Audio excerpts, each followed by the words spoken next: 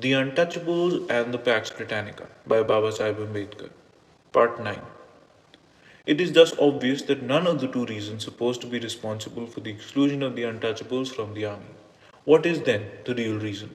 In my opinion, the real reason for the exclusion of the Untouchables from the army is their untouchability. Untouchables were welcome in the army so long as their entry did not create a problem. It was no problem in the early part of the British history because the untouchable was out of the British army.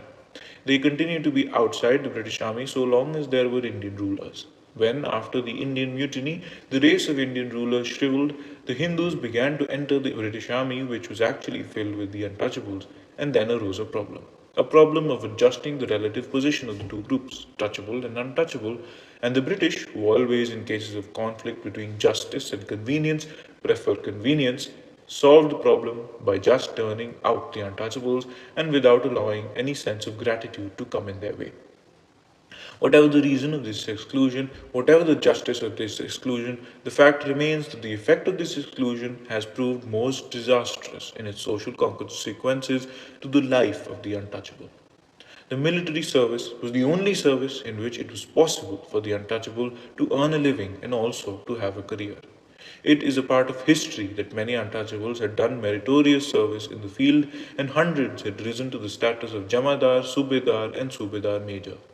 The military occupation had given them respectability in the eyes of the Hindu and had given them a sense of importance by opening to them places of power, prestige, and authority. Having been used to service in the army for over 150 years, the untouchables had come to regard it as a hereditary occupation and had not cared to qualify themselves for any other.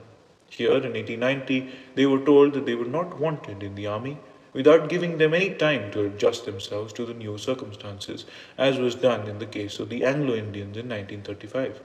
When this service was closed, the untouchables received a stunning blow and setback from which they have not yet recovered. They were thrown from a precipice and, without exaggeration, fell far below the level at which they had stood under the native governments. The end.